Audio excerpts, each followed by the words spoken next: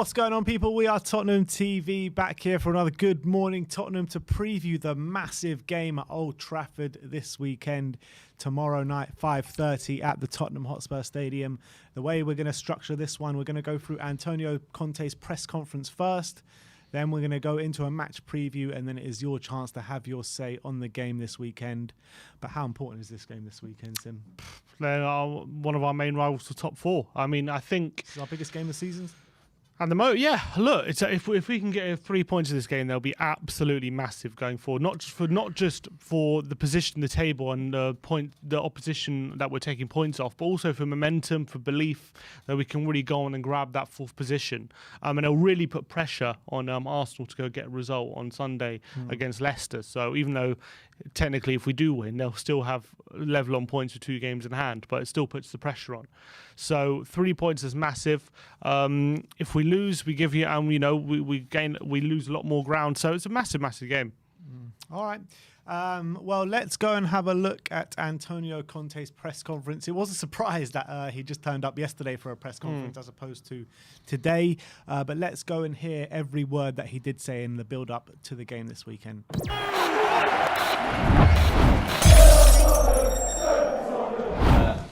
Any news on Skip, injury news, team news? Bad news about Ryan Sessegnon, and he had a scan and he has a muscular problem. Maybe we'll see him after the international break. Yeah, and about Skip and Jeff Tanganga, and we are not ready. And we have to wait, yes. I suppose your bet was on Friday with Roman Abramovich, but a big development today. What is your thoughts on that? And for Thomas Tuchel, how do you approach this as a manager? Obviously, it's a big situation for him. Yeah, honestly, I have just listened the situation because this morning we had the training session and.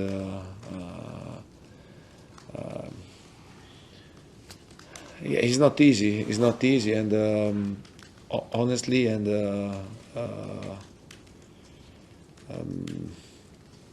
it's a pity. It's a pity also because I was coach. I was the coach in this club in Chelsea, and I enjoyed two seasons, and also. I won 2 titles, and I worked in this club, and it's a pity to listen this situation. It's not simple. It's not simple for the players. It's not simple for Thomas Tuchel, for the fans, for the whole environment, Chelsea environment, and.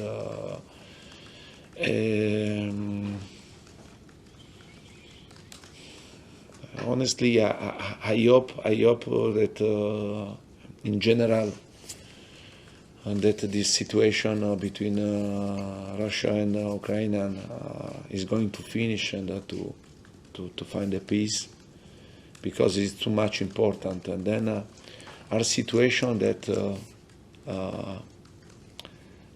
are coming for this conflict, and.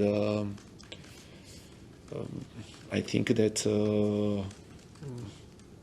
it's not right, and I hope the best. I hope the best for this club, because I repeat, and I worked in this club, and I enjoyed the 2 seasons, and for sure. I love the team, the club that I worked in the past. Every team that worked in the past I love, and I hope the best for them. When Ole Gunnar Solskjaer left Manchester United, many Man United fans wanted you. Some people said you weren't the right profile, weren't the right fit for United, but you've won 9 titles, I think, in 12 seasons. What would you say to people who doubt you? But Honestly, and I think that when United decided to send away, to sack Solskjaer, and I signed for Tottenham, and I enjoyed to do this because at that moment I found this situation very good for me, and to work in a modern club with a fantastic stadium, with a fantastic training ground, with a big task to try to build something important, and to build something of competitive for the future. And then I signed for Tottenham. It happened after I signed, no, and but honestly, and I was very focused on, and I'm so focused on Tottenham job that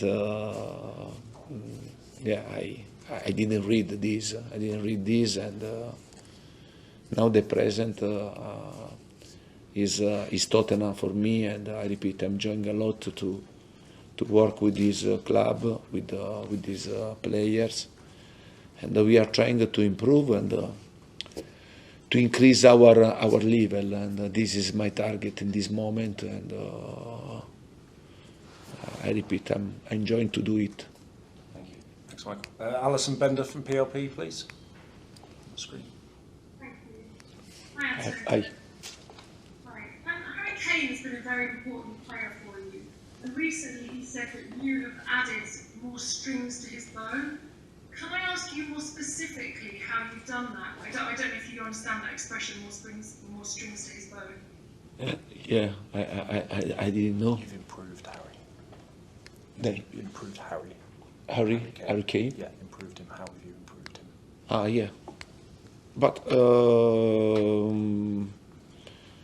I think that every single player,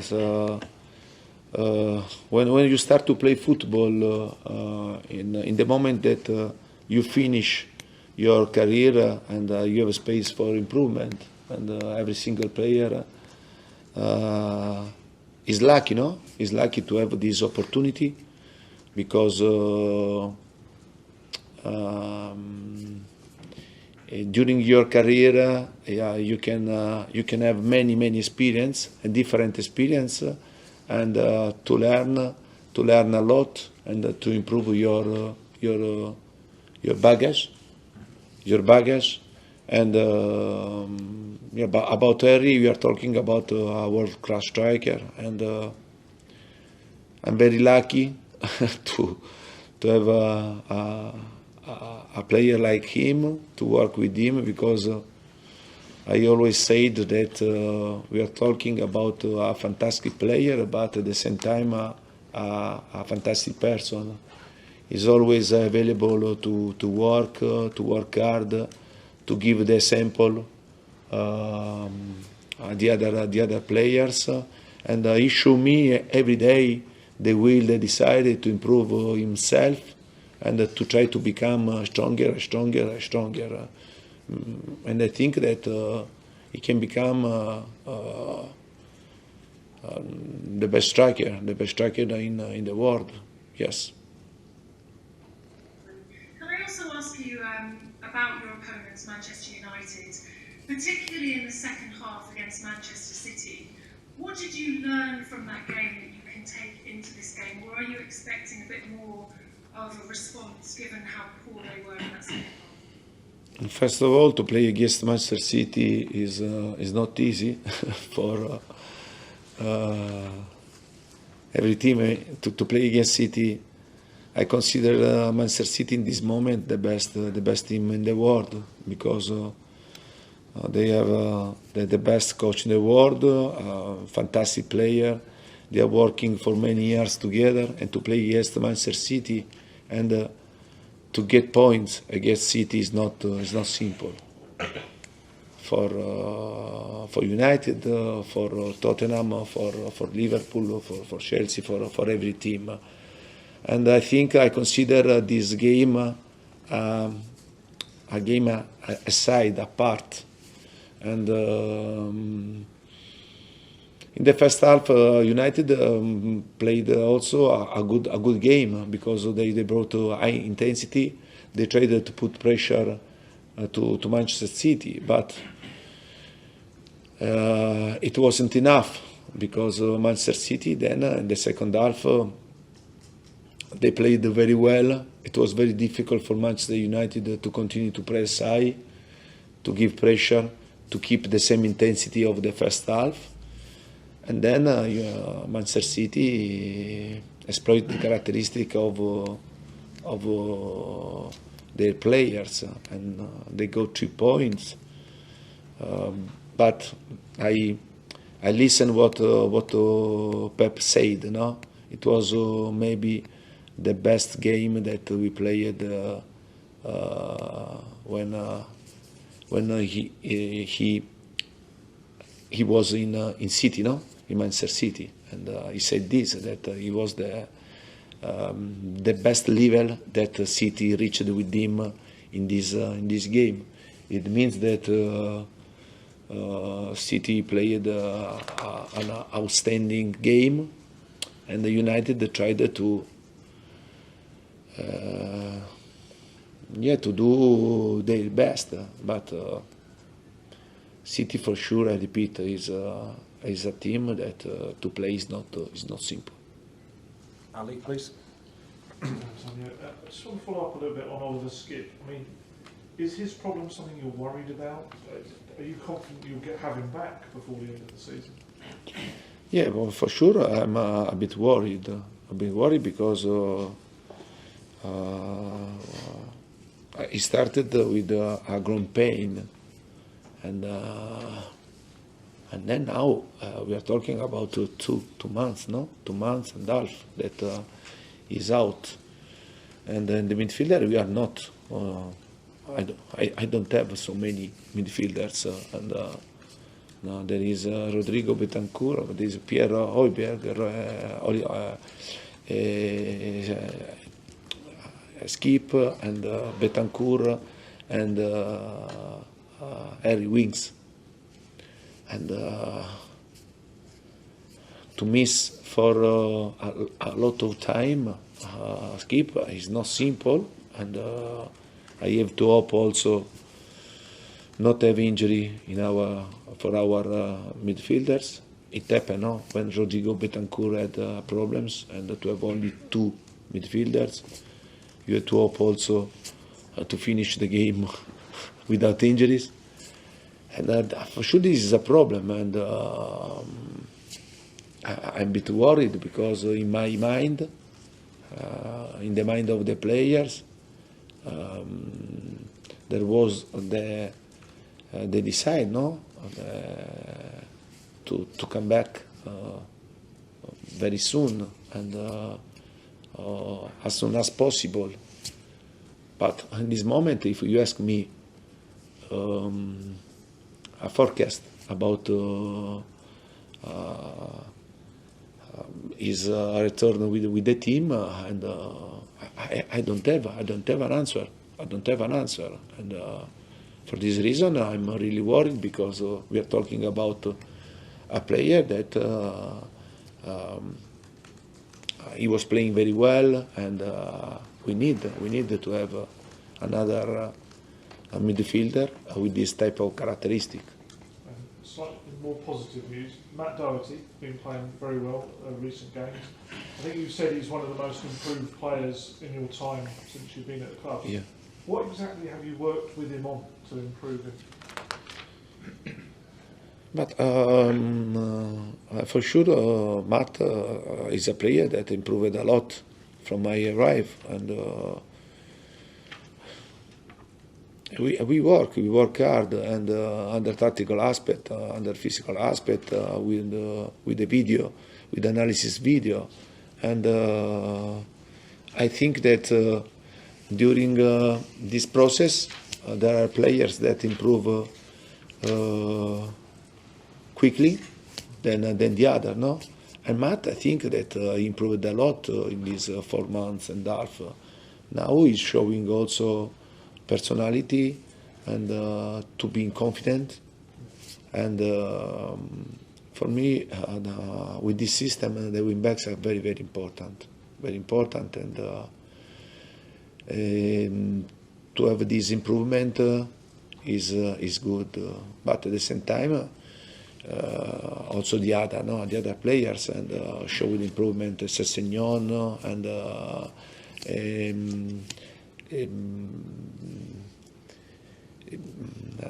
Emerson, and he had in the last period a problem, a growing pain, and but it was the same for Sergio Reguilon, and after COVID, and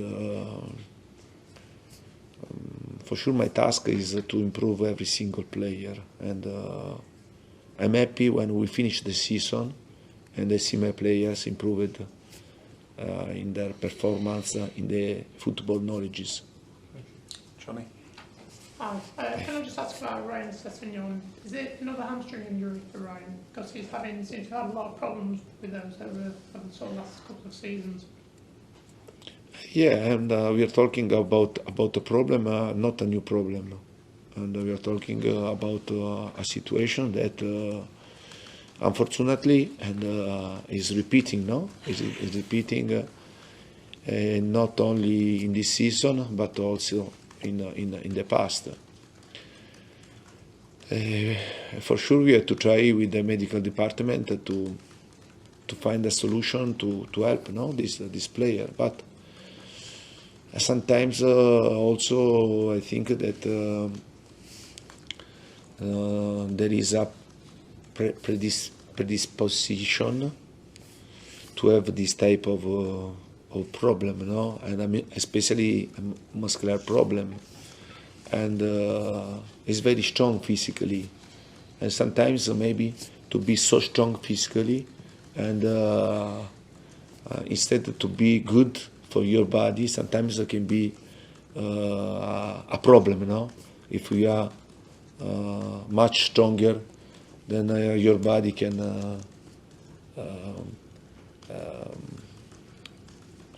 yeah, it's difficult to speak because we're talking about science. Yeah. And, I think about this topic is better to speak with the doctor than with me. And but for sure, I repeat, and we are very disappointed. We are very disappointed, and we hope to find the best solution to help him to try don't have many injuries. And honestly, we were hoping, no? We were hoping because now is 1 month and a half that he was playing with continuity, and also his performances was good, was excellent, and he was improving. I understand because I have seen also the disappointment of the players. It's very frustrated that this is the aspect that I'm worried, you know, because he's very young, and to see a player like him frustrated about these injuries, it's a pity, and also we have to work with him in the human aspect, no, and to stay very close to him and to support him. Okay, we'll move on to the embargoed section. So we'll start with Dan Kilpatrick for 12 o'clock tomorrow, please.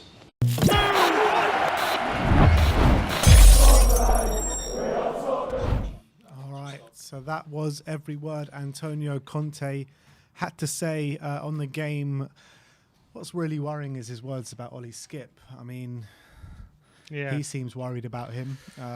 What do you reckon's going on there? I mean, seems like a very worrying situation. He doesn't even know. How am I supposed to know? Yeah. He seems to he seems to be at a loss at what's going on with Skip at the moment. There was obviously, he had an original injury to his groin, and then there were rumours that there was some sort of infection that was delaying the healing of the injury, and now he seems to be at a loss as to where we are with Skip. But now 2 months he's been out after initially it wasn't supposed to be the biggest deal, and we desperately need him back. We need the numbers in centre mid. He's obviously not going to be fit for the weekend. And without him, it's like we're relying so heavily on Bentancur and Højbjerg. If one of them gets injured, we're relying on Winks again in the centre with one of those two. And whenever that's happened, it's been that's been a recipe for disaster, especially when we're trying to defend. That's why I think a lot of the time when you look back at the Southampton game, the Wolves games, the Middlesbrough game, Basically any game that Winks has been in a 2 pretty much. yeah, like we just look terrible off the ball. We look completely overrun every single time. As soon as Højbjerg and Bentancur get there together, all of a sudden we look solid and we look okay and we look difficult to play against. But with Højbjerg and Winks, or even Winks and Bentancur in the centre, it's a different story, and it's happened time and time again. So we need to skip back desperately, and there's no other option. We can't play Harvey White. Like, I don't think that would help the situation. We have no other option but to play Harry Winks in centre mid. If there's an injury, and that's a massive issue. And then now Sessegnon getting injured. It's not, look, it's the most worrying thing about that is it's just reoccurring. It's the same thing. He can't seem to keep those hamstrings like fit at the moment. He seems to keep continuously pulling them. Conte said it's a known problem and it's a repeating issue, and that's worrying that it's a repeating issue. And he's only 21, and his time at Tottenham has been dogged, even at Hoffenheim as well, been dogged by injuries. And the most worrying thing is he's finally getting a run in the team, and he's now got another 3 weeks out, and it's going to obviously put a lot of pressure on Reguilon, who's just recovering from COVID. But he seemed to be pretty good in the second half against Everton, so hopefully he's getting back to his best. But he's going to have to play every game until Reguilon and Sessegnon's back. Yeah, I mean, there is an international break after the end of these 3 games, so maybe that will give time for Sessegnon to come back, but he's definitely going to have to play these 3 games before the international break, that's for sure. But look, let's get into the match preview. Obviously, massive game at Old Trafford this weekend, tomorrow night, 5:30. Big game in terms of the top 4 race. When you're looking at Man United, where do you think their frailties lie at the moment? Because they're very, very hit and miss at the moment. More miss than hit. They've got a lot of frailties, Man United, but it's all about whether you can keep the quality quiet as well. I think actually against Man City, everyone was clowning on them for their performance. I actually think in the first half, they played very well. And I know they were 2-1 down from some really poor defending. But I think actually they pressed really well. City were actually struggling to deal with it at times in the first half. It was, they got the goal, and it wasn't just the goal that they were troubling City with. They had a few other really promising moments where they didn't take advantage of. I think McTominay and Fred were pressing really hard in the centre, and if they do that to us in the first half and press that intensely, they could get, like, if we're not careful, they could get a couple of goals if we're not really solid and making sure that we're not losing the ball in really good, bad areas and things like that, because they press pretty effectively actually in the first half. But the thing is, I feel like that's a constant theme with Man United over the last month or so, where they do play really well in the first half, and they are sometimes more times than not the better team in the first half. And then something happens and they completely fall off in that second half. And what do you put that down to? Maybe it's the fact that Rangnick's way of playing is very, very intense, and they can't keep up for 90 minutes. Maybe that's just the case. And if that is the case, but still, you've got to be careful not to let them have too much advantage going into half time. If they get if we go down 2-0, doesn't matter how bad they are in the second half, we're going to have a mountain to climb. That's the reality. Yeah. And they do have good defenders who, if they do sit deep, are able to able to be decent. The problem with Maguire and Lindelof is not when they're defending deep and holding on for a result. It's when they're asked to press intensely and then be defending one-on-one and with the high line. Then they get caught out a lot. So when they're on the front foot, you can definitely catch Man United out. And 100%, if Man United, as much as I'm saying that them pressing and hurting City was impressive, and we have to be careful of that, that's definitely going to play into our hands, because they're going to leave. If they do that, if they come at us on Sunday and say we're going to press you, we're going to try and win that game, we saw what we can do to teams much better than Man United. At that, if we can get Son and Kulusevski and Kane in those positions, we were getting them in against City, we could have a field day in that final third, in that space. It's all about making sure we're as sharp and we're playing the football the patterns of play are as set as they were against City, because clearly we trained at that. We knew how City were going to come at us. We have to make sure that against Man United, it's a similar story. Yeah, and I think that's absolutely spot on. When you're comparing like a Jose Man U team or an Oli Man U team or a Rangnick Man U team, I think out of those three, the team that I would probably fear the most against the Spurs set of attributes is the Jose Mourinho Man U team, and the way they kind of set themselves up and the way that Oli and Rangnick set up the team. I think it can play into our hands in the way we like to play football, and it will leave some space for us around the back. If you bring back up that graphic that about the team, when you're looking at the players that Man U could potentially have out, these are all 50-50s, but big players in Varane, Shaw, Ronaldo and Cavani. Yeah. How much of a plus would those be for us? That would be massive, wouldn't it? Massive. I think in terms of Luke Shaw, I actually think Telles has been decent. So I don't think that's a massive difference. But Varane being out, that's ginormous. Just purely because of the pace they won't have in, when they're defending at a high line. Obviously, Ronaldo. On the Varane thing, do you think if Varane doesn't play, that's going to force them to play a little bit deeper? It might do. That could definitely be the case. But that would hurt us if they are forced to play deeper. But then again, if they're forced to play deeper, then that means they're adjusting as opposed to actually playing the way they want to play, and that always helps you because it means you're not quite 100% in the performance a lot of the time.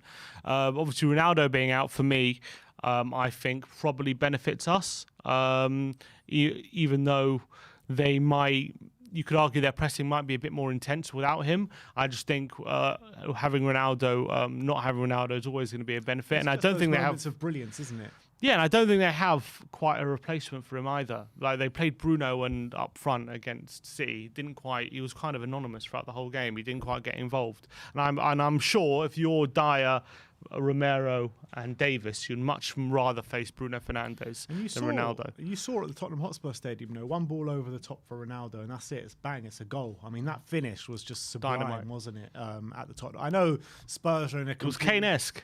I know Spurs are in a completely different way then to what we are now, but it's those moments of brilliance that you can get caught out from, and we've seen it time and time again coming up against top talents. How just on the flick of a switch. That's it. The game can flip, can't it, when you've got players of that kind of caliber in the opposition team? Yeah, now he's always capable of something as well. And as much as he might be quiet, and I'm sure he's not going to be hounding Dyer, Davis and Romero all game long, with pressing, as opposed to someone like Cavani could do, although Cavani is also going to be out. If you get the ball to him, it's all about those moments where he could make the difference, and there's every chance that he could if he plays. So I'd much rather him not play than him in the team. Although I've got a feeling that if they go with Rashford up top, that would benefit them massively. I feel like they're missing a trick, not going with him. What do you make out of this whole Rashford situation? I'm hearing murmurs that he wants to leave in the summer and stuff like that. He's not getting a look in at the moment, Marcus Rashford, really. It's embarrassing for him because he's getting kept outside by Elanga, although Elanga's playing well. He is playing well, yeah. But, he's a 19-year-old academy product, and Rashford is a 24-year-old seasoned international, was, star of England and one of the golden boys in the UK due to him taking the fight to the Conservatives and everything. Maybe all that's become too big of a distraction because ever since he got involved, everyone says everyone praised him for that, and fair enough because I think he's done a great thing, feeding the kids and all that kind of stuff. I think that's some unbelievable stuff, but it is the fact of the matter is, ever since he started doing all that extra stuff, his form has dipped. I'm not saying.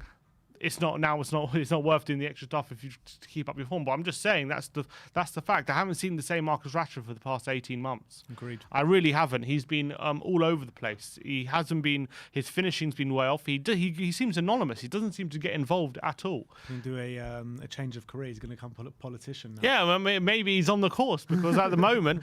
I think he may. I don't know if it's a distraction. Good politician at that, by the way. I'm not saying the distraction's not worth it. Maybe it is, but I'm just saying the fact of the matter is he isn't the same player this season. He's been completely off it. He's playing on the left-hand side. He's playing on the right-hand side. He can't get involved at all. And the fact that the most damning thing is Elanga is keeping him out of the team. Elanga, like, he should be well ahead of Elanga in the pecking order, and he can't get a look in.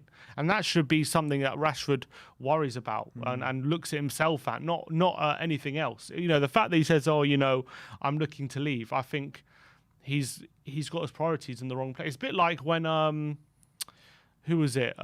Winks. Yeah, when he's like, when he's not playing, and like other players are getting ahead of him. He's like, "Oh, you know, I think I need to leave to get in the England squad." It's like, mate, your priorities in the wrong place. If you want to get in the England squad, you get yourself in the Tottenham team. The only person stopping themselves getting in the Tottenham team is himself, because you're not playing well enough. That's the reality. It's not anything to do with anyone else. Yeah. And I think Rashford at the moment, if he's looking to leave, again, his priorities in the wrong. If you're getting kept out by Elanga, it's not because Elanga's been that good that he's keeping you out. It's because you've been poor. And that, like, when players like Elanga, like, they can be playing very well, but they're happy to be a sub. Elanga at 19 years old is not going to be throwing a strop if he's on the bench. If you're playing well enough, he's going to be benched however well he's playing. But the fact of the matter is, you're not playing well enough to be in the team. That's why he's getting picked ahead of you. Yeah. And he's got to look at himself, Rashford, and decide what he's doing at the moment, because and he's all over the well place as well, because he's been on the flip side of it. He's been in Elanga's shoes, you know, being a teenager, coming through the ranks at Man United, displacing more senior members of the squad. So he should know exactly what to do to get back into that squad. That's for sure. And it's not like United even playing that well at the moment, and he still can't get in the team. You know what I mean? Like, he's been kept out of the team for a while, and they're still not even doing that great. But it's not like, but you know, they can't even give him the opportunity. But I do worry though. I've got a feeling they're going to go with him up front on Could be their best option on Saturday, and I think if they do, I'm worried he might have a performance which could, like, reignite his season. Because I think him up front in that system should really work. I don't understand why they haven't done it yet, and I am worried about, and as well him, because of his pace. If he can really press us very intensely, and they can get a lot of joy out of that. And you saw early stages against Everton. You know, we are capable of being caught while we're playing it from the back, especially in the early stages. And if we're caught by Rashford and he turns up, then he can be devastating. Yeah, and it's like, it is a bit of a worry coming into this game, because Man United, like I said, I think they are quite good in the first halves, and we kind of take our time to grow into games. So we need to make sure for the first 20 minutes, half an hour of this game, we basically don't concede. Because if we do, then we could be on a bit of a hiding this weekend. We have to make sure as well in the first half, if we are pressed as intensely as United, that we give as good as we get. We have to make sure, look, we might get caught a couple of times and they might get some chances out of it, but we have to make sure that we let them know that, all right, you can catch us, but we're going to exploit all that space that you've got in behind. We are going to find Sonny, we're going to find Kulusevski, we're going to get the wing backs forward. We're not going to be scared about you creating chances from that system, because we're going to hurt you just as much, and that will make them rethink in the second half. If we do that, if they just press us and pen us in, and we don't have anything, and we're just backs against the wall like parking the bus, that's why I worry a bit. We have to make sure we're giving as good as we get. Bring up the one to watch graphic. We've got Bruno Fernandes, obviously, who's come back into form now. 9 goals, 6 assists this year, which is a brilliant return so far. But the player I want to talk about is David De Gea, because De Gea, everyone wrote him off after last season or during last season. And he's come back this season. And in my opinion, the guy has been the best goalkeeper in the league, if not potentially even Europe. I think he's been that good this season. He's been fantastic. He's definitely back on form. You have to say that. You have to give him credit where credit's due. He's been keeping Man United in games many, many times this season. How many times have Man United been the second best and they've got the odd goal and De Gea has just won the game for them? It's happened countless times. That's probably why they're still in the top 4 race, because of De Gea. And you got to give him credit, because he was for 2 years or so on terrible form, and it seemed like, I don't know if did he sign a new contract, or was he last in his contract? I can't remember what the deal was. I'm not sure. I'll check it up. I can't remember, because he was gonna. I know there's all that contract talk. I can't remember if he actually if he signed one or whatever it was. But I feel like he didn't. His contract ends at the end of next season. So yeah, I think maybe he was just unsettled a bit. He's got an option for a further year after that. Maybe he was just unsettled a bit. Maybe he was maybe he was considering his future, and that maybe took his eye off the ball for a couple of years. But now he's definitely fully focused again, and he's back on it. He's been brilliant. He's been absolutely brilliant this season, and maybe it was a wake-up call being left out the starting 11 for Spain in the Euros, because Unai Simon was starting and playing really well, and there's no reason why he shouldn't be ahead of him. But maybe it was a wake-up call. So he's definitely one who's. He always has a great game against us, doesn't he? I remember that one game at Wembley where he made like 13 saves or something. Yeah, but I think people made too much out of that game at Wembley, because I remember our finishing that day was so bad. Still made 13 saves. So bad. He was a one-man wall against us. Yeah, but we were so toothless in front of goal that day. We really were. I remember it clearly. Yeah, of course we should have won that game, and you got to give credit for making those saves. On paper, it sounds amazing, but when you actually look at the saves he actually made, they're all saves you expected him to make. I think he made some really good ones in there. He made some really good ones, I remember. Anyway, he usually does have a good game against us. Yeah, that's the truth. It's true. So yeah, he's definitely one. And when it comes to Bruno, he might benefit without Ronaldo in the team at the moment. I do feel like with him and Ronaldo both in the team together, it's a bit like you've got two players who are solely in the team just for output, and then in that sense you're kind of carrying two players, and that could be a bit of an issue. If you've just got one of them, then you can kind of make up for it. But when you've got two of them just like staying up front and not providing too much from a from an off the ball standpoint, I think that can hinder them for sure going forward. But I think Bruno is definitely coming back into form, and in that pocket, he's got the ability when he's in that pocket to really make a massive difference. Not just shooting, but passing as well. His little link ups, he's got very good vision. So we've got to make sure we're watching him. But depends how they play. If they play Pogba and Fred and Fernandes and Fred and McTominay, then it can be difficult to handle. But if we're making sure that if we are going to play Bruno up front, I'm sure Romero can have him for dinner. Yeah, let's hope so. And when you're looking at the form of the two teams coming into it, they've won 2 out of their last 5. They've only lost 1 home game in the last 5 and only lost 1 away game out of their last 5. But only scored 8 and conceded 7. Us on the flip side, we've won 3 of our last 5, but we've lost 2 of our last 5. This pure Jekyll and Hyde performances from Spurs. We've lost 2 out of our last 5 away games and lost 2 out of our last 5 home games. I mean, by the form books, it's impossible to call this game. It really is completely impossible. But the way you're looking at it with Spurs, are we on good form now, or we are not on good form? If you look at the league form, I think it's 3 wins out of 4. But if you look at if you take all the cups and everything into account, you can't really say we're on good form. We haven't won consecutive games for 15 games or something. If you're taking into account cup competitions. Our last 2 league games, we've won 4-0 and 5-0. Exactly. That's just Tottenham for you. You can't it's hard to understand it, but I think we do come into this, especially with the whole week off, concentrating on this game. I do believe we come into this with belief that we can go there and win, especially how we played at the Etihad. Exactly, especially knowing that we went to the Etihad.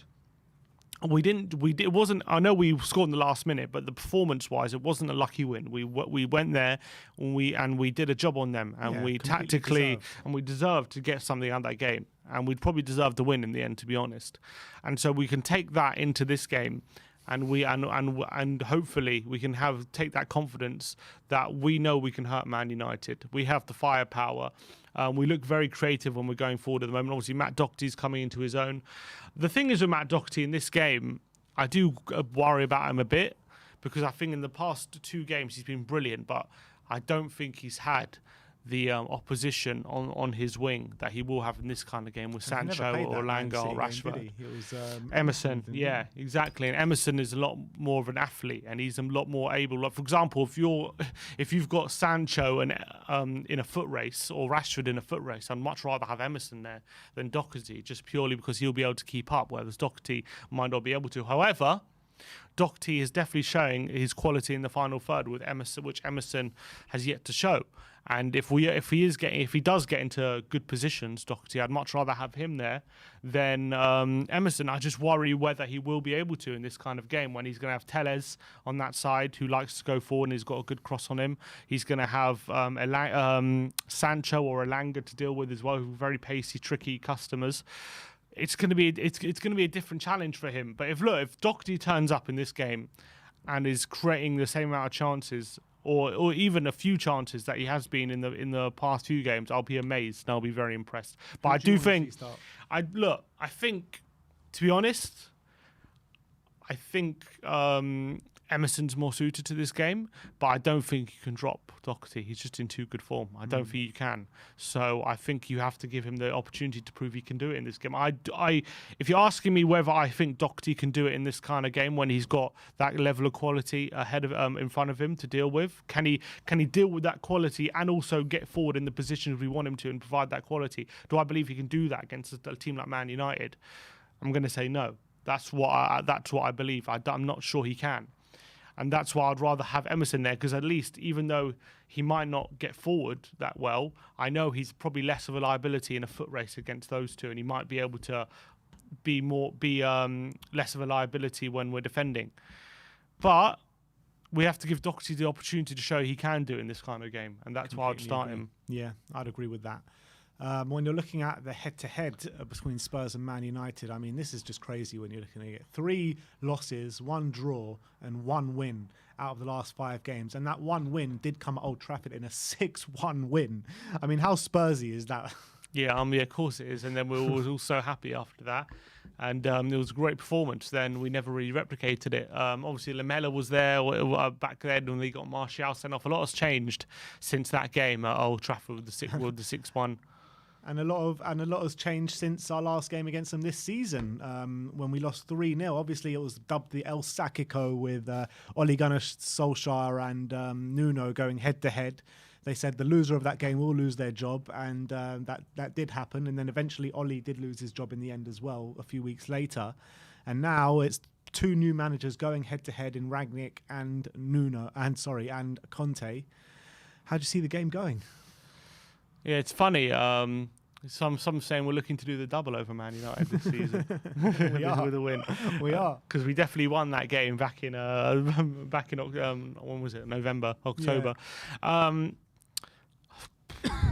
Look, I think if we played the same 11 as we did against Everton, I really think we have a good shout of a victory. Well, with Reguilon in, yeah. With Reguilon, sorry. I really believe we have a very good shout of victory. I really believe they actually play into our hands the way they play Man United.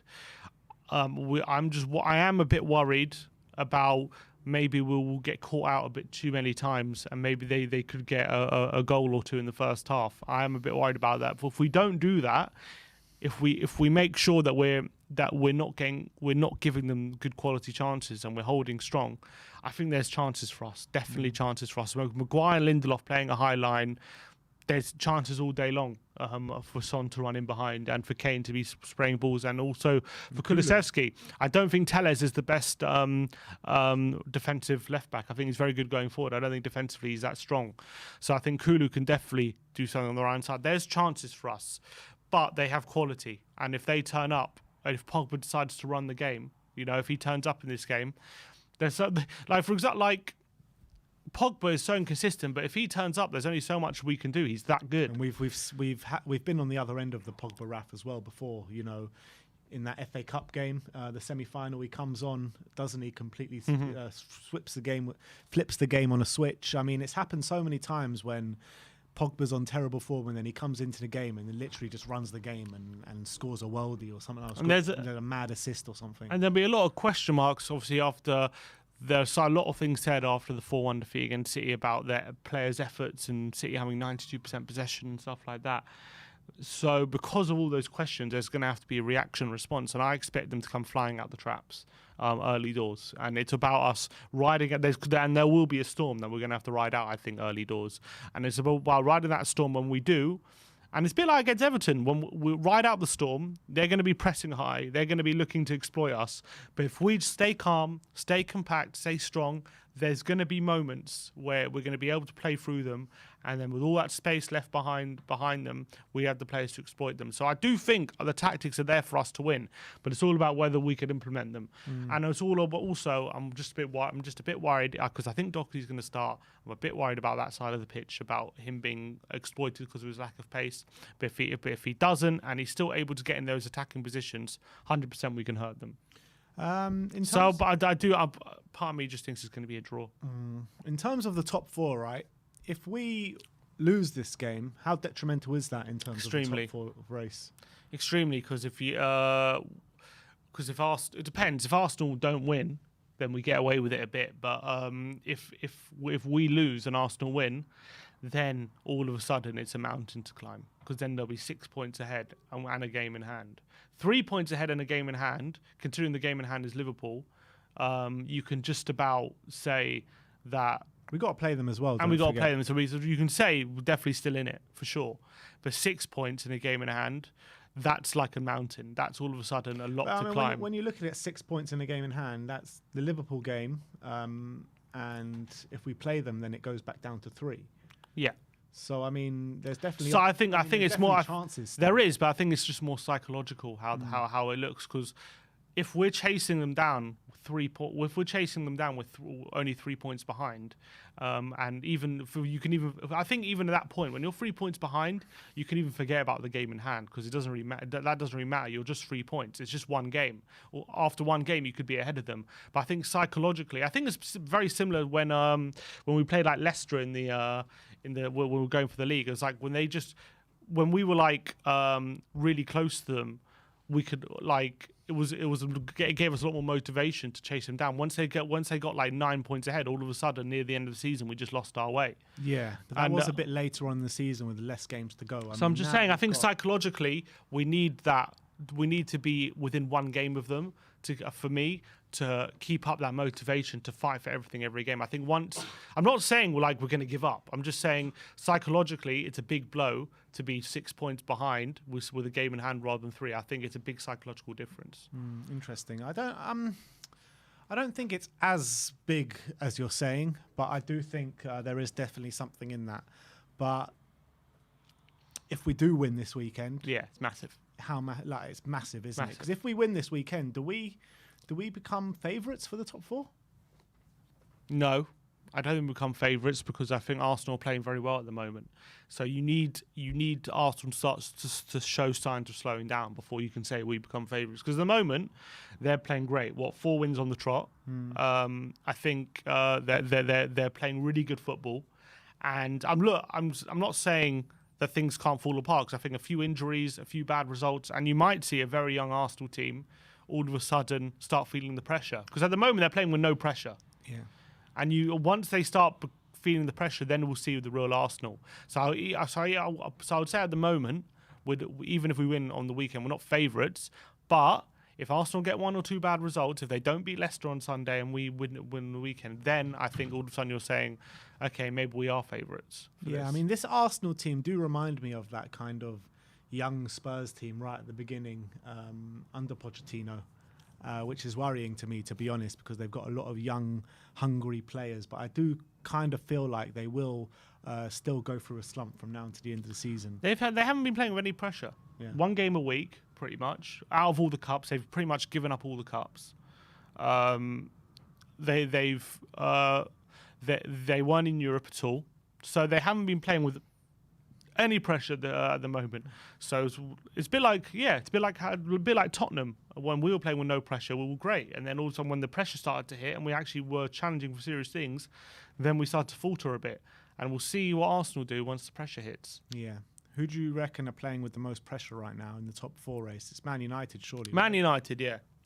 Man United, then us, probably. Then us, then Arsenal. I think that the more Arsenal win, the more pressure gets on their shoulders, to be honest, because the more people talk about them as favourites and then all this kind of stuff. But as it stands right now, there is pressure mounting on Arsenal because people are talking about them as the favourites for the top 4 race. Exactly. Now.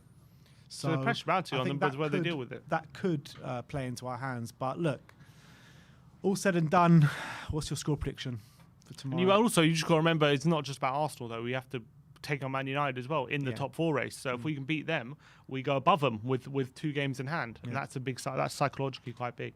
So I'm gonna go with 1-1. No, you know what? 2-2. I'm gonna go with 2-2. I think we're gonna. I think there's chances for us, but whether we survive the storm and the pressing that United are going to bring us, I got a feeling they might get a bit of joy, and that's what I'm worried about. So I think they might get a few moments where they're catching us, but I think we're gonna catch them as well. So I'm going with 2-2. Interesting. I'm going to go 2-1 Spurs. I'm going to go for a Spurs victory. I'm trying to stay positive and confident for the game this weekend, which usually backfires on me, to be fair. But I'm going to go 2-1. I think Man United will play a bit into our hands this weekend, leaving space in behind. I got a feeling that Man U might take an early lead in the first 20 minutes, half an hour. But I think Spurs can make that up in the second half with the talent that we have going forward and how we can attack them in their frail areas. So I'm going 2-1 to Spurs. My brother is going 2-2. I want to know you guys' score prediction in the comment section below. Massive game this weekend. The watch long tomorrow has got Stelios and Iggy on it. We've got a Tottenham away takeover. Me and Simon will be up at Old Trafford in Manchester, so looking forward to that. So we'll see you all then. But now it is time to have your say with your guests coming on. The first one that we're going to go to is Canada's very own Mr. Brian Daigle. Here, bring it. Good morning, boys. How are we doing? Sorry, Brian. Just give us a second. We're just untangling the headphones. Gee, Make sure you're off mute, by the way, before we get our headphones on. no worries. How you doing, Brian? Morning, Brian. You know what? You have a go at everyone for being muted. That is the biggest rookie professional mistake of all time. Damn right. But you've been in the studio. You see how the wires get tangled here. Yeah, I do. How are you, boys? All good, my friend. All good. How are you? I'm good. And let's just start off with a sing-song with Chelsea. Get sanctioned everywhere they go. Chelsea get sanctioned everywhere we go. Everywhere they go. We might have to put that sign back up on Stamford Bridge saying "Save the Bridge" or something. You know what I mean? Yeah, we might have to get a charity box out as people start buying the club for £1 again. Yeah. But hey ho, but it's good to see you boys at long last and everyone in the chat. Yeah, it's good to see you too, Brian. Obviously, it's a big game this weekend against Man United. How confident are you coming into this? Do you read too much into Man United's form, or do you think it's just another difficult game up at Old Trafford? I'm extremely confident.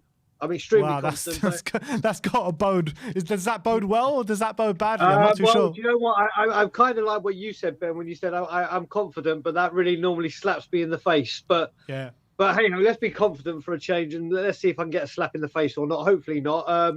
But you know what? I think the biggest part in the whole game is the Old Trafford crowd, because obviously they're coming back off a humiliating derby defeat. They'll have revenge in mind for 6-1, and if United don't get off to a good start, that crowd is going to turn big time. And I think it could have a huge effect on the game, especially if Harry Maguire starts off bad. He'll come in for so much stick. So I think they have a huge part in this, but I am confident. Why are you so confident, Brian? Like, what do you, in terms of both players, both sets of teams, how they set up and everything? Do you think they'd suit us? Do you know what it is? I think it's because I'm back in Toronto, and Bobby Kay's enthusiasm has caught up to me here in Toronto. But no, I just honestly feel that we've got the players to do it. And someone said it, I can't remember who said it in the comments, but this is like the litmus test to see if the message is finally getting through from Conte. Because like we said, we're only playing one game a week. They've had time off, so they've had the time to recover or be match fit and everything and get everything ready. So everything is in our favour. Even if you look at the stats, like when Conte's had a week or so to prepare, I think with the Everton game, we've played 8, won 7, drawn 1. Yeah. So that's something to be very positive about.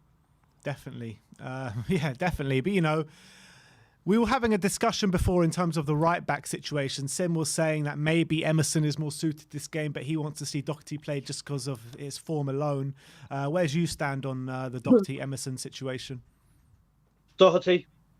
straight away, not even thinking about it. Do you know what? It's just there seems to be something with his current form. He seems to have found what Conte needs to do, and I think he's been a huge asset. Like you look at it's the Leeds. Let's face it, it's the Leeds and Everton game where they came out and attacked, and I think Man U were going to do that anyway.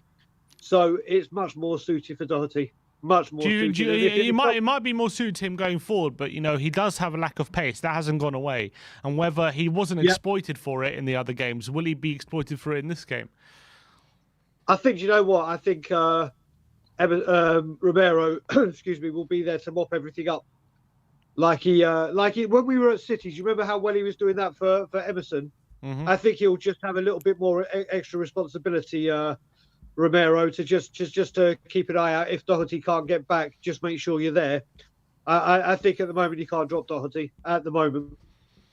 But let's say you play Doherty there, right? And you're saying Romero's going to sweep everything up. If Romero does get an early booking, which is very likely, then what do we do? Because if Romero is on a booking early on, that's obviously a bad situation for us. Do you then look to bring on maybe an Emerson, or what do you do if that happens?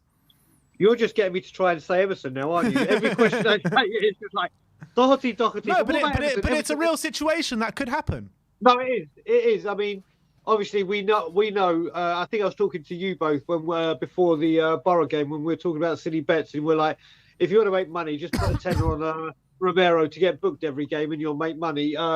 It is an issue. But hopefully, I hope Conte speaks to him and say, listen, just try. I know it's going to be hard for you. Just try in this game not to pick one up early. I think it's more we've got to work on his discipline for this game as opposed to risk it with Royale. With Royale. When you're working on discipline like that, I mean, I was speaking to Rez, actually, on the last watch-along, and we were talking about Dele Alli. And we were saying, and he was saying that the start of Dele Alli's downfall was when Pochettino really took that kind of nasty streak out his game, where he got less aggressive and this kind of stuff, and he stopped getting bookings time and time again. That was really the start of his downfall. Do you reckon if we tried to do something like that with Romero, it could be a similar situation? Okay, shall I just say Royale for you now, Ben? I'm not talking about Royale. I'm talking about Emerson. I'm talking about Romero. I know. Do you know what? I can see where you're coming from. I really can. But I think we've just got to... There's times in games when Romero can do it. And so I don't know if it'd have the same effect as Dele. I don't know if it would have the same effect as Dele. But I completely see where you're coming from. You do run that risk. I think he is clever enough and has enough quality that if he was to take it... And I'm not saying for every game, just for these important games where it's essential that he doesn't get an early booking. That's all I'm talking about, an early booking.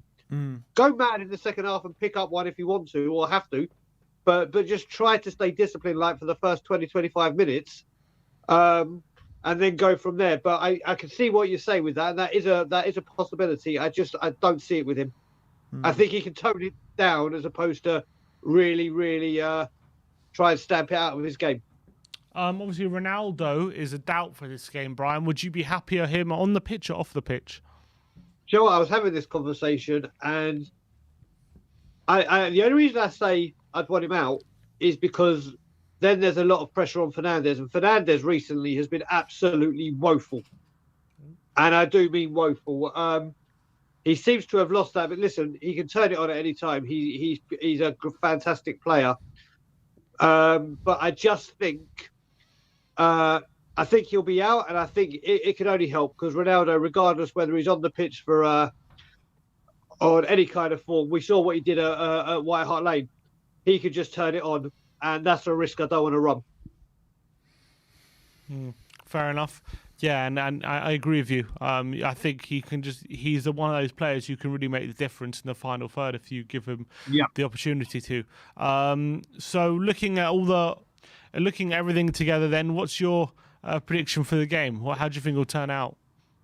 3-1 Tottenham. Oh, love that positivity. Absolutely love it. Who's going to score? Well, Harry Kane, obviously. Let's see. I'm going to go for some random people. I'm going to say random. I'm going to say Kulusevski. I don't think that's really random, is it? And I'm going to say Bentancur to get his first game. Kane and the Juventus double. Love it. Absolutely love it. Brian, where are you watching the game tomorrow? Do you know what? I was going to go down to the Scotland Yard, but seeing that it's the first weekend with wifey, I'm just going to watch it at home. And then obviously come on the after show and then spend the rest of the weekend with wifey. All right. Very nice. Brian, we'll speak to you very soon. Have a good weekend, and I'm sure I'll speak to you over the weekend. Oh, 1,000,000,000% you will. And I'm not going to say it today because there's no need for it. I will say, I can see Superman's in the chat, so carry on getting well, Bob Spur. Shabbat Shalom, and love everyone. And I will speak to you later. See you later, Brian. See you, Brian. Bye, people. Bye. All right. Always great getting the big Brian Daigle on the channel. Who have we got up next? We've got a very special guest in the Jorical. Let's get him on. Jory, how we doing, brother? Good. All smiles, all smiles. You confident for the weekend? Yeah, kind of echo Brian's take a bit. I think. Well, actually, I mean, it's one of those where I think tactically, if we get it right, it could be a complete party for us. But it could be the reverse could easily become true as well. So we have seen Man United turn up for games, and when they do, they're quite the team actually. What's working with us, I think, is that they seem to more and more not turn up. It's a complete mess. And one of the few kind of reliefs I can, kind of consoling thoughts I have when Spurs is being the most Spursy is that I kind of tell myself, well, at least I'm not a United fan, because that situation, I feel like that's completely unsolvable by this time now, really. So,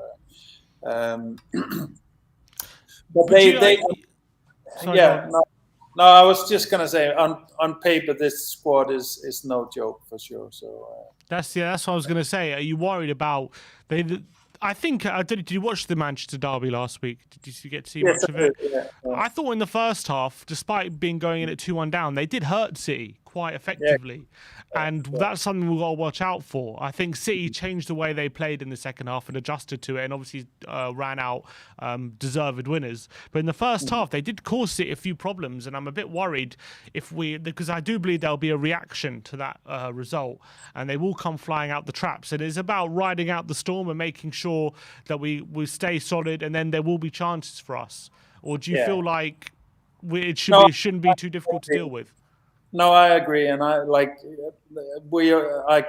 the same. I hate seeing these teams that should be doing better now being up for reaction from their last game. I feel like we're always in that kind of situation, and I think it is probably going to be a storm. But that being said, that's also going to give us a lot of maybe space to run in behind, like the Kulusevski and Son setup, which is what we love, and what I also love, I think we saw it exactly in the Manchester derby, is the pressure is too much now. The disappointment of the Man United crowd is at such a high level that, as soon as it starts going wrong, they kind of throw in the towel a little bit, even faster than, I feel like it's getting less and less needs to go badly before they give up,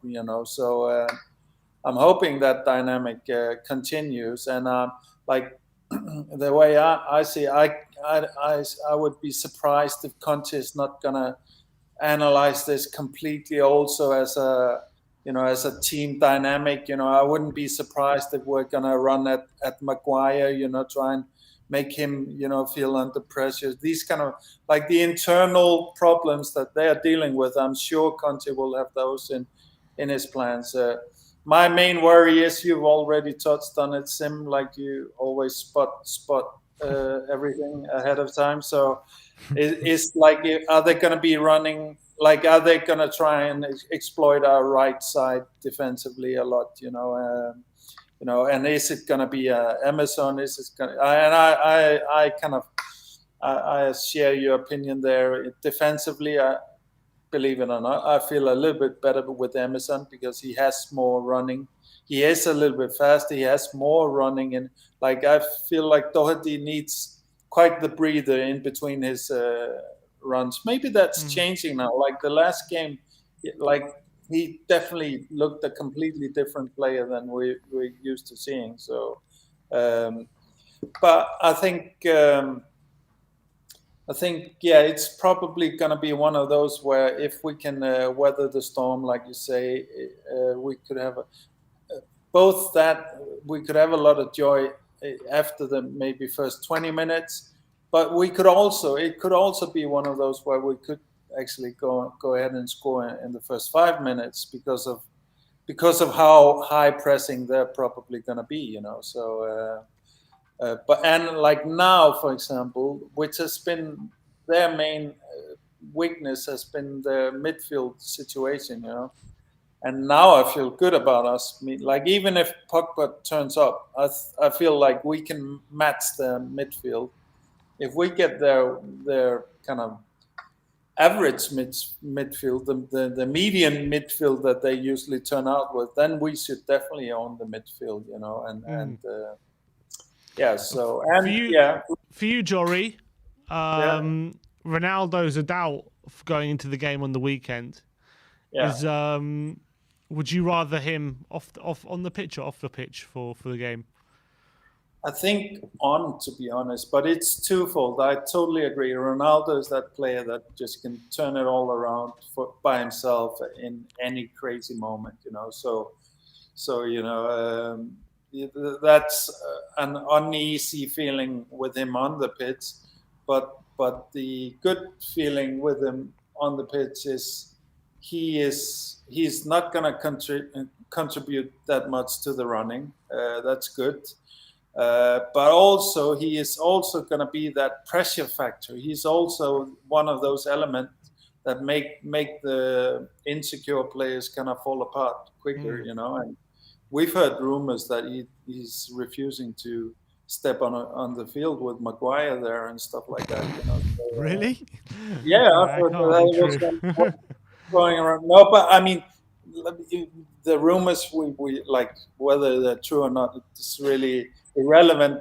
What they can give us is a kind of a indication of what the dynamic is, And the dynamic is that Ronaldo absolutely is not satisfied with Maguire. A player of Maguire's skill and level being the heart of the defense at Man United, and he's right, to be honest, and we can see it. Maguire is a mess now, He's like an emotional wreck, I feel. So hopefully all of that will be taken into account. But like I said, I don't know. But it might also be, it might just be Ronaldo turning up and running more than in any game, and like being more effective than ever. I also take comfort in I kind of feel like Fernandes has been absolutely awful this season. Even though his numbers are going up now, he's almost a detriment to the team, I feel.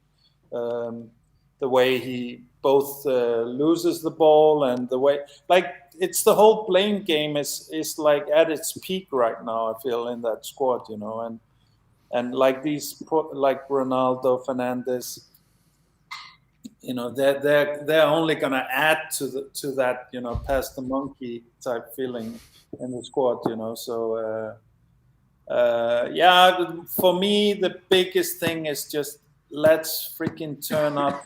We can win if we run this. If we just run enough, I think we're gonna be in a good place. For me, that's the biggest worry. If we're not gonna run enough, we're just. It's gonna be random who's gonna win it then. I agree with that. What is your score prediction then, Jory? So saying all of this, I basically need to give you 3, right? So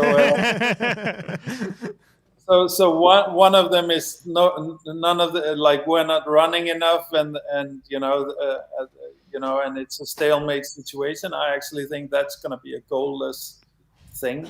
I think if we completely do a brain fart like we've done now lately, when we win one really nicely, then we go and not turn up.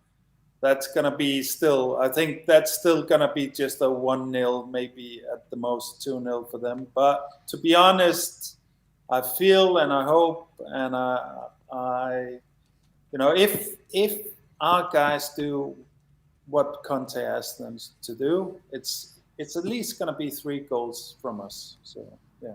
Yeah, I agree with that. I think there's going to be chances there for us, 100%. Like I said against City, if United come at us, they're not as good as containing teams like City are. And if we can break out of City's press, we can definitely break out of United's.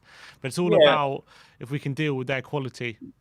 And their defense has no chance against our counter. Mm-hmm. You know, they're not nowhere near fast enough to do anything about it. You know, even Kulu is going to outrun all of them. You know, so. Yeah, I see a lot of them, and like Kane is going to be. I suspect that Kane, at the start, he's going to be lying lower to exactly do that one-touch pass to either Kulu or Son, you know, and we're going to be in with a chance, you know. So, and for me, the big question is really if they're going to come out like that themselves, you know, because they have that option themselves. You know, you could argue that Rashford should be really up for proving a point now or whatever, you know. And to be honest, I would be a little bit worried if Rashford was starting, you know, because running-wise, at least, he is super hard to contain, you know, even though his output has been awful. But I can, yeah, you know, I could see us struggling a bit with containing. Like if you say like you have both Rashford and Sancho starting, that's a little bit worrying for me, I think. So that's going to be a lot of running pressure on our defense. But we've faced, even though they're like Leeds is a running team, you know, even though they give a lot of space as well, you know. But you know, we seem to manage that better now, at least when we show up for what Conte is asking. So I think the formation is probably more similar to Southampton than Leeds, the way United play, and we did struggle quite badly against Southampton. But hopefully that was with Winks in the middle, though. So hopefully it's a bit different. Also, Southampton were going through a very good moment at that time that we played them as well. Yeah, that's also true. True. So look, it's hard to assess, isn't it? It's very hard to assess because you just don't know what Tottenham are going to turn up either, or what Man United are going to turn up. No, but exactly, it's good that you mentioned Southampton, because Southampton is one of those teams that after a win, our squad goes to be all right. I don't really need to put a full shift in here. I can just cruise through this, whatever, and it turns out like it turns out. Whereas the big teams, you know, usually mentally our guys are there. You know, they're usually switched on for those. So.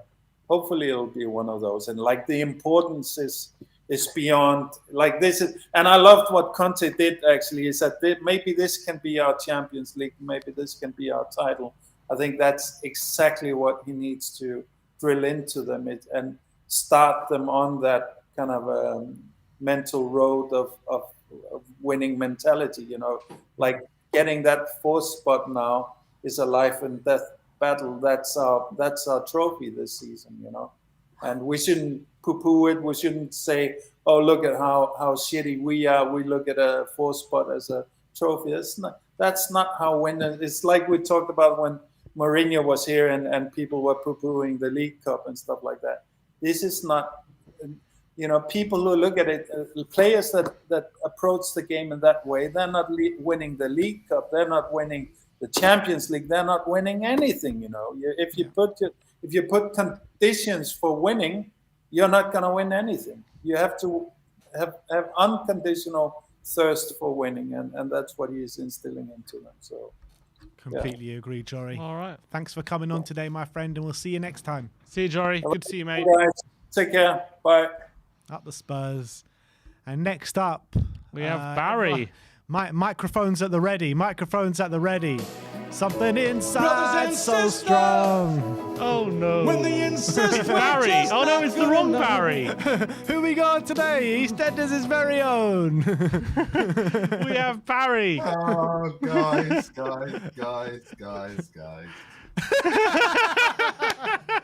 I wasn't even there that night, but I've been filled in on the joke completely, and I think it's absolutely spot on. What? Yeah. It basically seems like it's you singing that song. Well, yeah, that was probably, I think it was about 11 p.m. in the pool club, and Sim had just found it on his phone. And ever since then, it's just rolled. I'm surprised Sim's got it out of his head actually, because he couldn't stop singing it even on Monday night. Every right 5 off. minutes, he's breaking out in song, Barry. It put you right off, Barry, mate. You couldn't It put did. a It ball put me after right that. off. It was the greatest comeback anyone's ever seen in the history of doubles pool at Whetstone. Oh, definitely. Me and Graham beating you and Rez, that was the best thing I've ever seen in my life. A real underdog story. It was a real underdog story. So yeah. But thank you for that little song. Brilliant. That's put a smile on my face because I'm feeling a bit rough, obviously, with second Oh, time COVID. How are you holding up? Yeah, I'm all right. I'm just sleeping, and I think I don't know whether I think it's more a cold, but hey, I'm all right. I'm going to sleep today, and then sleep tomorrow, and then watch the game tomorrow night. So we should be good. Obviously, tonight's show in Maidstone is cancelled, so apologies to the fans that were going on the karaoke tour this evening. So, Oh, shocker. I had tickets and everything. I was ready to go. Gonna have to go around to your house now. Yeah, that's Shame. fine, mate. I'll set up the I'll set up the mic. I'll set everything up ready for you. So Can't wait. dearie, Obviously, you guys. Barry, it's a massive game at Old Trafford tomorrow night. How detrimental would it be in terms of the top four race if we were to lose, and how massive would it be for us if we were to win in terms of our top four hopes? I guess in terms of losing, yeah, I think it would be the slim chance that we've got. I think that would be it. But then again, there's still 12 games to go, right? So I think there's still some twists and turns that are going to happen. Obviously, our neighbours down the road, they haven't had their normal run where they go and lose 3 or 4 on the bounce in terms of games that they should win. So, look, if we win, it's a massive boost. I think the next 3 games are important before we get into the international break. So yeah, but we just need to take it one game at a time. We win on Saturday, go to Brighton, get a win there, and then beat West Ham the following. Easy weekend. does it. Easy does it. Easy. It's easy when you say it like that, right? But I'm worried about Reggie because obviously he's not had a lot of game time, and I'm worried that depending on who plays, that they'll try and exploit us down that left side.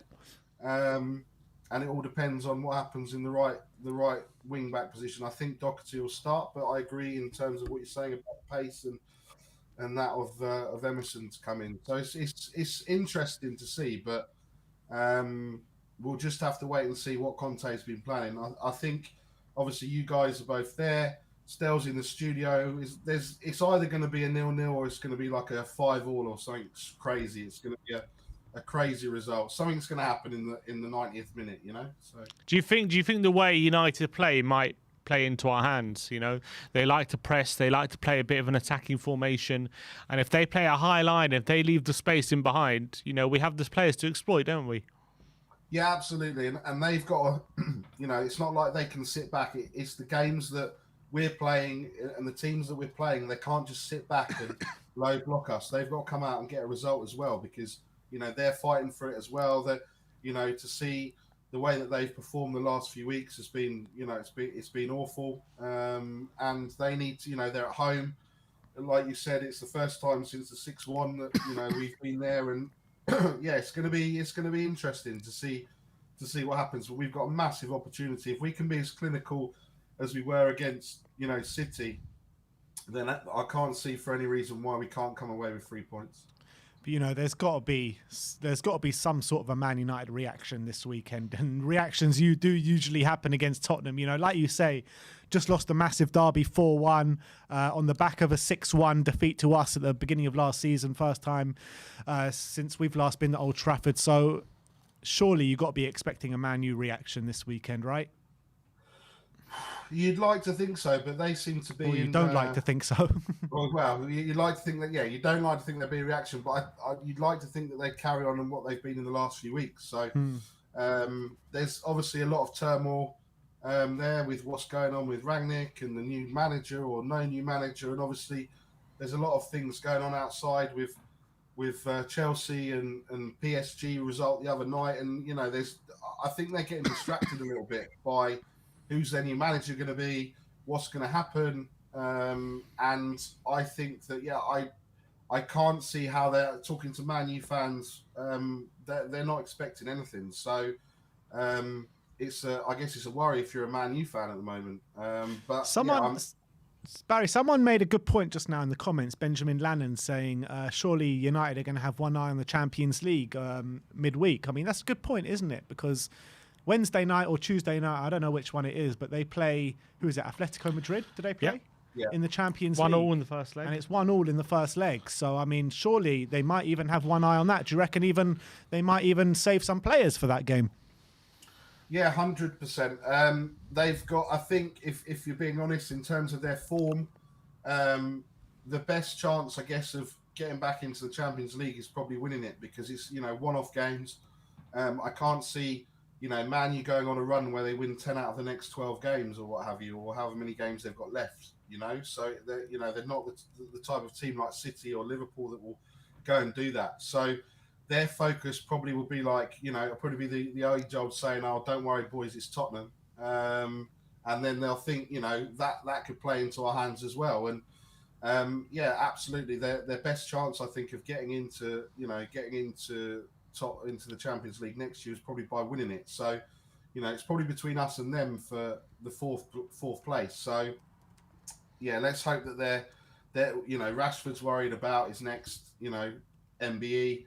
Ronaldo's not playing because he's arguing with Maguire, and we can just come in and and exploit it. And I don't think it'll be a smash and grab, but I can see us going there. And if we can, I think it was Yori or Brian said that if we can get on them first 15-20 minutes and the crowd get on their backs, then we've got a massive opportunity.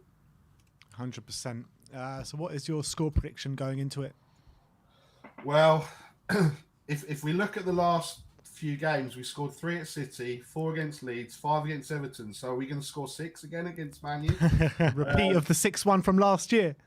Yeah, why not? Let's go for 6-1. Let's go for a repeat. Why not? Love it, Barry. All right, well, have a good weekend. I hope you rest up well and recover as soon as possible. And we'll see you soon. Yep, see you soon. Come on, you Spurs. See you soon, Barry. Come on, you Spurs. Just want to put a quick message. I've just put a link into Bob's GoFundMe. It's pinned to the top of the chat. Obviously, everyone knows what's happened with Bob over the last 6 months, and it's for a really good cause. And obviously, he's got loads of bills to pay and rent and all this kind of stuff. So any sort of donation does help. Because obviously he's been out of work for some time now and been very ill. So if anyone can donate, anything can help. So please do go donate to Bob's cause. The link is pinned to the top of the chat.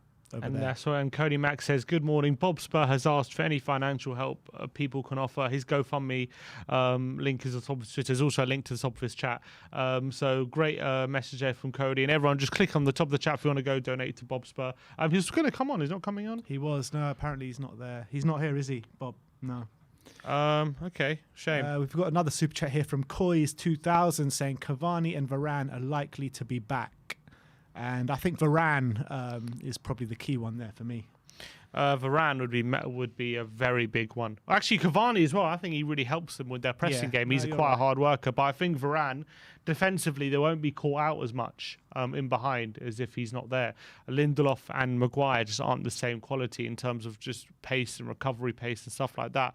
And positionally, Varane's such a much better leader. They look a lot better with him in the side as well. So I'm hoping he's not available, but someone just says Varane has COVID. So let's just hope that he is unavailable. I don't hope he has COVID, but I hope he's unavailable. Wolves Fire with the super chat as well. Member for 4 months says Man U Spurs 4-2 to Spurs. Love that. Absolutely 4-2 love to that. Spurs. Mark says Cavani will be there if he fancies a game. Only turns up when he's up for a kick around. I really rate Cavani, man. I think Cavani is a top player. Bob said he'll be out on 2 minutes. All right, well, we're waiting for you, Bob, because you're the last caller of the stream. So we'll wait for you to come on. But like I said, please do donate to Bob's GoFundMe. It really is for a good cause. And the guy's been through it a lot in the last, for a while, since catching COVID. So anything does help. And big up to Bob, by the way. So we're just waiting for Bob to come on, and then he will be the last caller of the stream. But it's a lot of confident Spurs fans here today, and that kind of does worry me a little bit.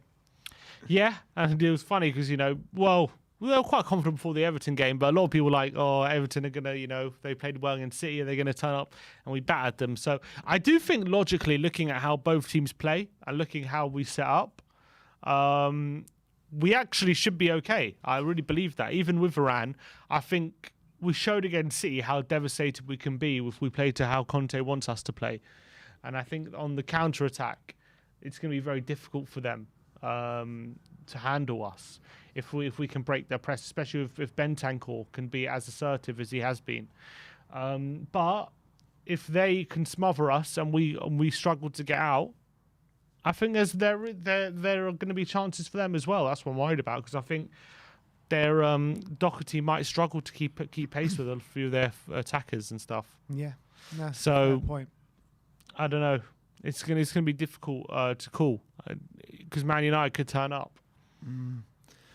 Yeah, I'm worried about that as well, and it's not just that in terms of the tactical analysis, but I do fully expect a reaction after you can't lose 4-1 to your main rivals, to your close neighbourhood rivals, and not have a reaction in the next game. And as well as us beating them 6-1 the last time we went to Old Trafford. And they know as well that it'll be very detrimental. That if they want to get this top 4, they know they need to get a result in this game. 100%. 100%. Exactly. If they're gonna keep pace with everyone, because they're already lagging behind Arsenal. If we win, we're 2 games in hand and ahead of them, and they got Champions League as well. So if they're gonna keep on all fighting on all fronts, they need the win in this game, or at least they can't lose. They can't lose. Do you think the Champions League game next week will play a factor in terms of team selection and stuff like that? I don't think it can. I don't think you can afford to be thinking about resting players for that game, because I think it's such an important game against Tottenham. I don't think you can.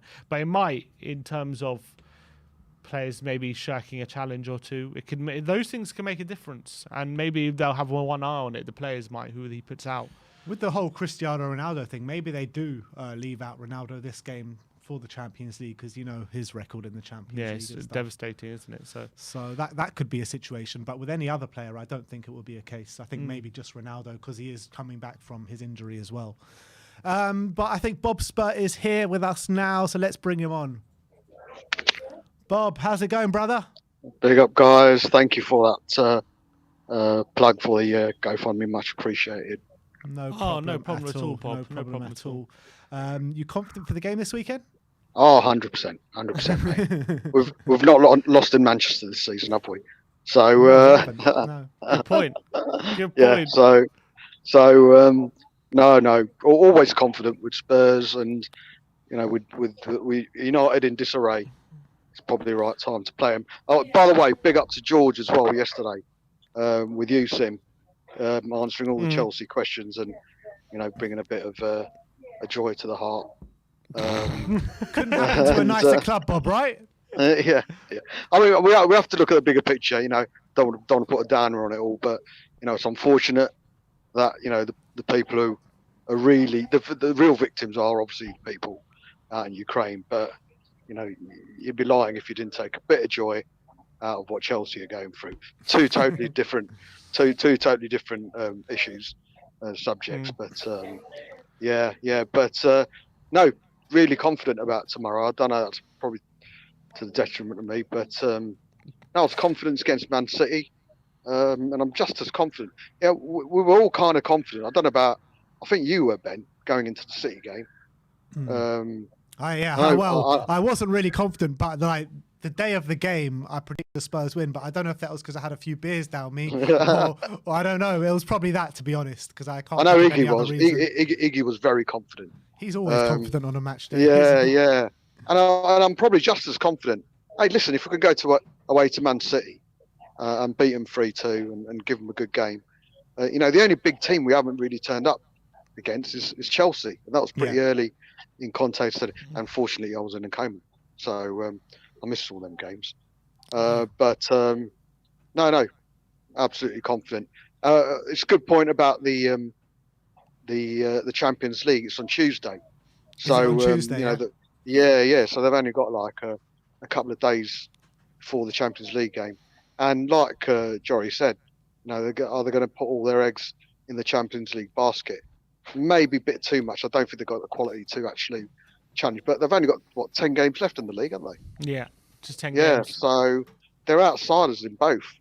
So I don't know, man. It's if they go all full guns blazing tomorrow, they might actually suit us. And we'll probably play to our strengths. Would you rather see Ronaldo play or not play tomorrow?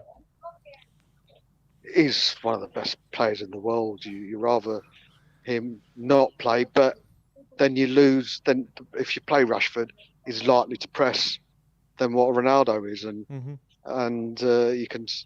you've seen how we do against presses this season. So I don't know, but Ronaldo, any team without Ronaldo are a weaker team in my eyes. I've always said he's a GOAT for me. He's always been ahead of Messi, but well, he's done it in so many leagues, hasn't he? So for me, Ronaldo not playing is better, but if he does play, I'm confident the way Romero and can't believe I'm saying it, but the way Dyer's playing, I think we've got we'll get the better of him. With the way Maguire's playing and the way Eric Dyer's playing, is there a chance for Dyer to replace Maguire in the England squad? 100%. I mean, Southgate, has he played? Yeah, Southgate picked him early on, didn't he? Well, he was in the team that got to the World Cup semis, of course. wasn't he? Yeah, of course. So. I've got every chance. And Southgate does tend to go for players in form. And if he's picking he's going to be picking an England team soon. And if he's picking players on form, he would not be playing. He wouldn't be picking Maguire. There's no way you're picking Maguire ahead of Dyer. No chance. So but there's talk of Maguire potentially missing. Varane apparently has got COVID. I don't know, man. Like I say, they're in disarray. I remember before I went into hospital, I sent Kim a message, just going, good luck. I just want to put this on record. Ragnick isn't all that. I think he's poor. I don't think he's ever had the man management to control big stars, and I think they're going to be in a worse state than what they would be under Ole and Ollie. And I don't think he's all that. I honestly don't think Ragnick's all that. I don't think he's got it. He just sounds very samey. He looks out of his depth, and I don't understand how he's going to go upstairs and be in charge of finding the next manager when he's doing so shit himself. I really can't see it. I don't see the logic. Just shows what kind of state. Well, you don't need to be a good manager to be a good director of football, do you? Well, I don't know, man. What clout does he hold?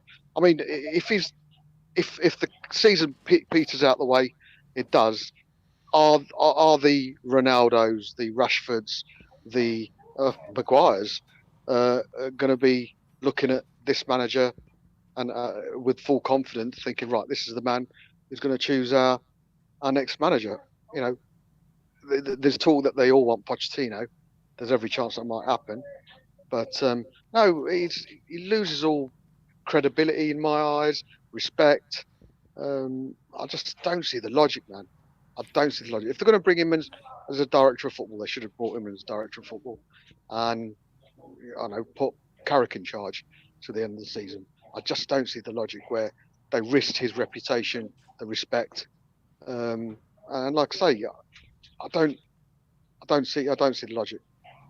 Do you think we have to win on Saturday to keep pace of Arsenal in the top 4 race, or do you think a draw? 100%. Or do you say a draw? How damaging would a draw be, or a loss? Because it's Man United, I think we have to win. We'll go above them. Still 2 games in hand. Maybe pressure starts getting onto Arsenal. We keep on saying they're a young team. Sometimes they play without, but it could have the opposite effects. They could play without any fear. But we need to keep that pressure up against Arsenal. They're playing Leicester later on at home. Leicester aren't playing that great. So, yeah, I think we have to win. We have to win. Plus, I've put a $5 on Kane to get Golden Boot at 22-1. So 22-1. Look at that. 22-1, man. And you know, I don't know about what you guys think, but Salah's lucky he's playing in a team. You know, with the likes of Trent and a Mane, who create chance after chance for him, because he misses so many chances, man. And he's still got 19. He's going to miss a few sitters between now and the end of the season, whereas Kane, anything he touches turns into goal at the moment. So I've got a sneaky feeling that Kane might just do it, man. Wow. Well, I hope you're right. But Bob, just before we let you go, score prediction. 4-1 Spurs. Kane Come hat-trick. Son with the There other. we go. Love it. Absolutely love it. Bob, always great to hear your voice, my friend, and we'll speak to you very soon. Big up, legends. Nice one, Bob. Good to see you, mate. Good to hear from you. Big up. All right, so I think that brings an end to our stream today. We'll be back with predicted lineup and the Predict the Prem show as well. So keep an eye out for that. Thank you everyone for joining us today. Like, subscribe and comment. And as always, come on you Spurs.